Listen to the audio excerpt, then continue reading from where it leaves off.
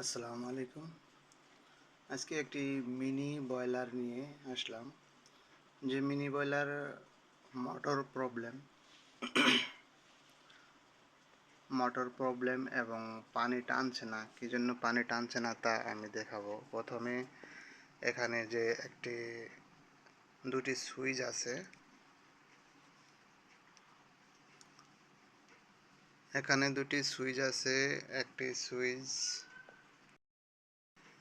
দুটি সুইচে একটি সুইচে load overload করে, মানে পানি যখন থাকবে না তখন এই সুইচটায় কাজ করে অফ হয়ে যায়, এবং পানি না থাকার কারণে এই রড সুইচটি এভাবে কাজ করে। এটা এখন পানি নাই, মোটরে পানি দিচ্ছে না বিদায় এটা উপরে গিয়ে আছে। এটা আসলে থাকার কথা নিচে। তো নিচে উপরের সুইচটা যেহেতু ওপেন হয়ে আছে, টাচ করে আছে, উপরের সুইচটা ওপেন হয়ে আছে। উপরের সুইচটা ওপেন হওয়া থাকাকালীন মোটরটা রান থাকবে, আর নিচের সুইচটা ওপেন হওয়া মানে এই ম্যাগনেটিক কন্ট্যাক্ট অন হয়ে থাকবে। ম্যাগনেটিক কন্ট্যাক্ট অন হওয়া মানে বয়লারটা হিটার অন হওয়া। সার্কেলু হিটার, এটা সার্কেলু বয়লার। তো এই বয়লারটা ম্যাগনেটিক কন্ট্যাক্টের মাধ্যমে এই হিটারটা অন হয়। আর ম্যাগনেটিক কন্ট্যাক্ট অন হয় এখানে যে এই সুইচটা দেখছেন, এই সুইচটার মাধ্যমে যদি সুইচটা অন হয় তাহলে ম্যাগনেটিক কন্ট্যাক্ট অন হয়, আর উপরে সুইচটা যদি অন হয় তাহলে মোটর কন্ট্যাক্ট পায়। তো এখানে মোটর কন্ট্যাক্ট আমাদের সব ঠিক আছে, ম্যাগনেটিক কন্ট্যাক্ট ঠিক আছে। এখানে আমাদের মোটরটা জাম হয়ে আছে, এবং আরও কিছু কাজ আছে। সেটা হচ্ছে এখানে যে একটি সুইচ আছে মোটর পানিটাকে অন করে। এই ডিভাইসটা যদি সমস্যা হয় তাহলেও আপনার বয়লারে পানি যাব না। পানি যাওয়ার বিভিন্ন কারণ আছে। এখানে সুইচ আছে, এই সুইচটা অন করে এই ম্যাগনেটিক কোণটাকে, এই সুইচটার ভিতরে একটা সুইচ আছে, এই সুইচটা অন করে। সুইচটা অন করলে এখানে দেখা যাবে। তো এটা আমি খুলে দেখাচ্ছি না। অনেক সময় এখানে জাম হয়ে থাকে ময়লায়, এবং কি এখানেও জাম হয়ে থাকে। তো আমরা এখানে এবং এটা দেখলাম সব কিছু ঠিক আছে। তারপরে আরেকটা নিপেল আছে, সেটা হচ্ছে এই নিপেলটা। এটা যদি আপনার ঠিক মতো না থাকে তাহলেও কিন্তু মোটরে পানি যাবে না। মোটরে পানি যাওয়ার জন্য এখানে দেখতে হবে কিছুটা ময়লা আছে, এই ময়লাটা অয়েলে পরিষ্কার করতে হবে, না হলে এটা চেঞ্জ করতে হবে। এখানে যে ফিল্টারটি অন অফ সুইচটা আছে, এটা পানির প্রেসারের মাধ্যমে অন অফ হয়। এটা যদি উল্টা অথবা লাগানো হয় তাহলে কিন্তু পানি বয়লারের ভিতরে ঢুকবে না। তো এটা যদি ময়লা জাম হয়ে থাকে তাহলেও কিন্তু বয়লারে ঢুকবে না পানি। তো এটা আমাদের আপাতত জাম হয়ে আছে, এটা পরিষ্কার করতে হবে। পরিষ্কার করে যদি চলে তাহলে ভালো, না হয়তো এটা চেঞ্জ করতে হবে। এটার মান এবং সব কিছুই এখানে আমি দেখিয়ে দিলাম।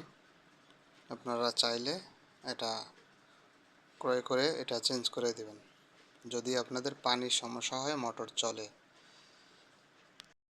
আরও কিছু কাজ আছে বয়লার না চলার কারণ। সেটা হচ্ছে এখানে একটি সুইচ আছে যে ওভারলোড।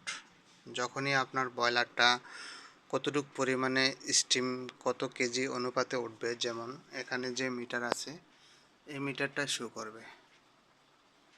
এই মিটারটা যখনই ঠিকমতো শো করবে, এখানে 4.5 অর্থাৎ 5 কেজি এটা টানবে। লোড 5 পর্যন্ত যদি থাকে তাহলে এটা আপনার বয়লারটা অটো হবে। তো বয়লারটা অটো হওয়ার জন্য এই সুইচটা এবং এই ডিভাইসটাই কাজ করতে হবে।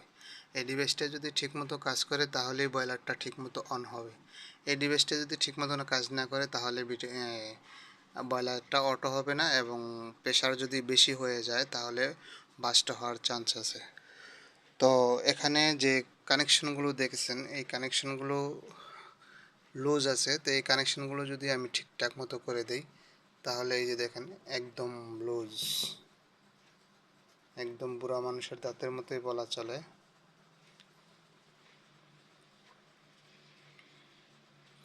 এই কানেকশনগুলো সব আমার এখন নতুন কানেক্টর লাগাইতে হবে। নতুন কানেক্টর লাগাইলে এই কানেকশনগুলো সব ঠিক থাকবে। তো আমি এখন নতুন কানেক্টর লাগাবো। এখানে যদি সম্ভব হয় তাহলে ওয়্যারগুলো চেঞ্জ করে দিলে ভালো, কারণ ওয়্যারগুলোর অবস্থাও তেমন একটা ভালো না। মোটরে যেভাবে জাম সারালাম, এখানে কিন্তু মোটর ঘুরানোর একটা জায়গা আছে। আপনি এখান থেকে ঘুরাইয়া যদি হালকা জাম হয়ে থাকে তাহলে এখান থেকে এভাবে ঘুরাইলে জাম চলে যাবে।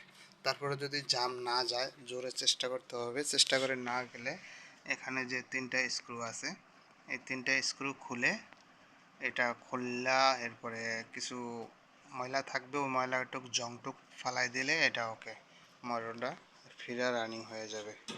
তবে যদি মোটরটা খুলে বাইরে আনতে চান তাহলে এখানে বিভিন্ন ঝামেলা, বাইরে আনার দরকার নেই, এভাবেই পারা যায়।